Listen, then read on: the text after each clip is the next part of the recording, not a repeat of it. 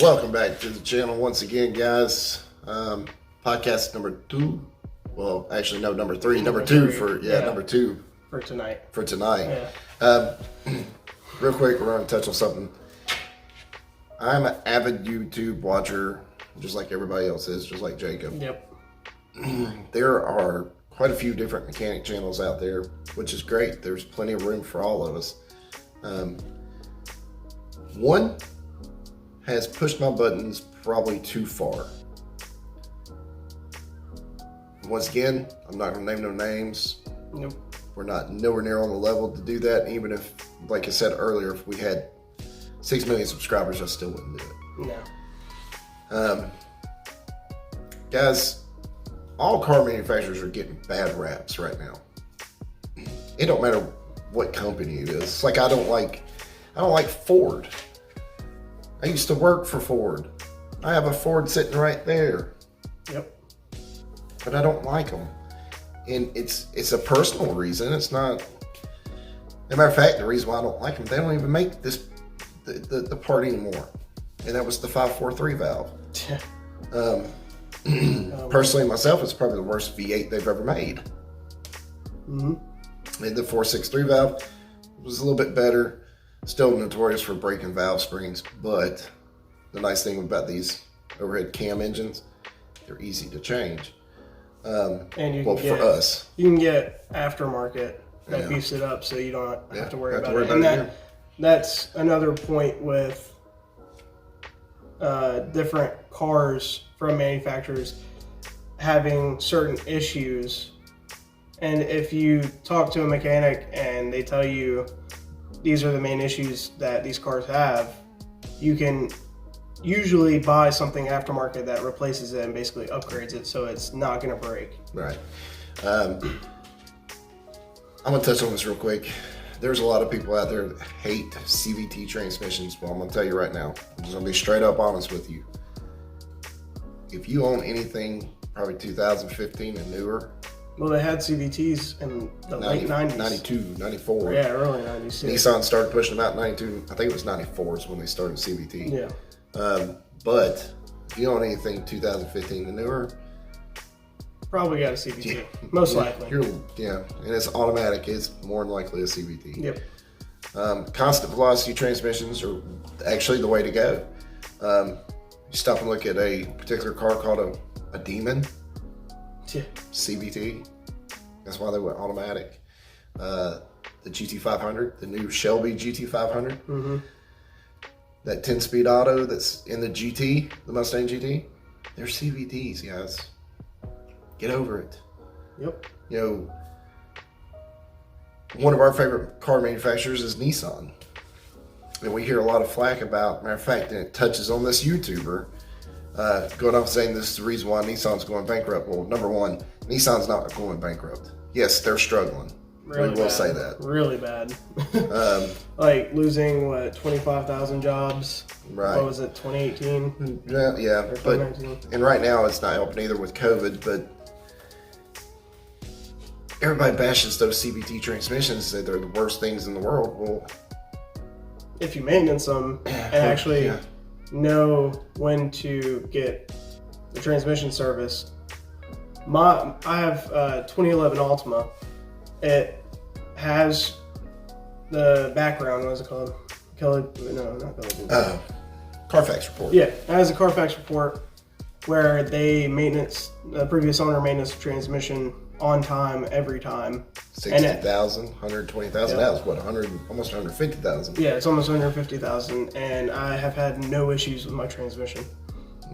And you know what? Goes back to speaking with a customer today. They had an 18 Altima. Transmission felt clunky. You know, it just didn't feel right. A lot of these new transmissions too, you can't service them. You can't check the fluid because they don't have a dipstick. You have to look through a little glass peephole. I specifically told them, guys, take it to Nissan. Let the Nissan techs deal with it. Number one, Nissans do not like aftermarket parts. No. One thing I've found from AutoZone, A lot of their sensors, their Duralast sensors and stuff like that, are actually manufactured by the same people that manufacture it for the OE companies. But still, at the same time, certain sensors you can get away with using Duralast, but some of them you just have to go OE, which is usually what Hitachi. Right, which is Hitachi, which actually makes a lot of the parts for the Duralast brand for the Nissan, but the transmission. Sorry to cut you off, but the transmission, guys, you don't take, your car. I get everybody has a mechanic they want to use. They don't want to pay dealer price for it. You pay dealer price for a reason. Talking about this at work today, the ASC certifications are becoming like null and void. You find places like Firestone, General Motors dealers usually have a lot of ASC certified mechanics, because when I took my test back in 2011, they were all based off of General Motors cars. It was nothing to have to do with Ford. Honda don't even look at it. Toyota don't look at it. BMW, Mercedes-Benz, all these manufacturers want you to take their testing and their classes and get certified in the cars. Basically, ASC certification. Personally, I've met a lot of dumb people that have it. Yeah. And I'm not saying everyone that has ASC certification is dumb, because, I mean, but you have it now. No, I'm ASC certified, and well, it's not even a certification. It's just I'm licensed to do AC repair. Yeah, but there's some people with ASC certification that they get it. They know what they're talking about, but there's some. Well, this one particular YouTuber was claiming Nissan was going to go bankrupt. Well, buddy, I got news for you. Renault owns them. Nissan owns Mitsubishi. Yeah. You've got, I think Renault's Italian?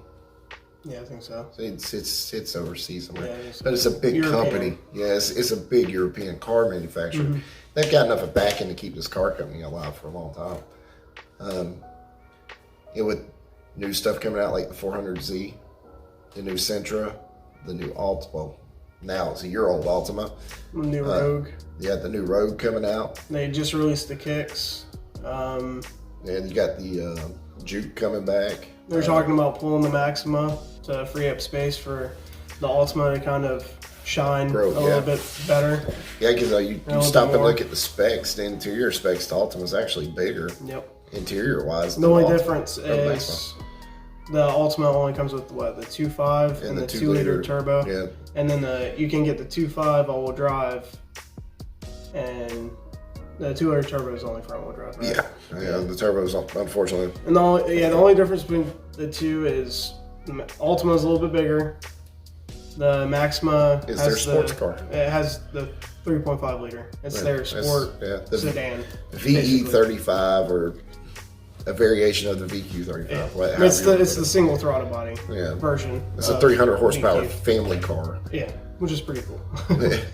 But I'm gonna tell everybody this: if you own a Nissan, do yourself a favor.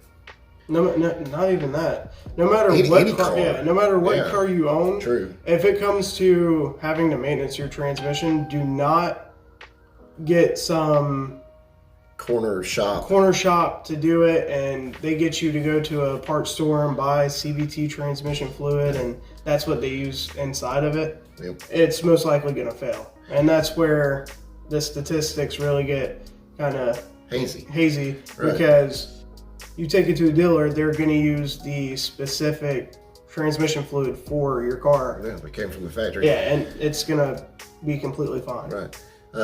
It goes back to everything. Fuel pumps. People always wonder why my fuel pump fail at 40,000 miles. It's still practically brand new.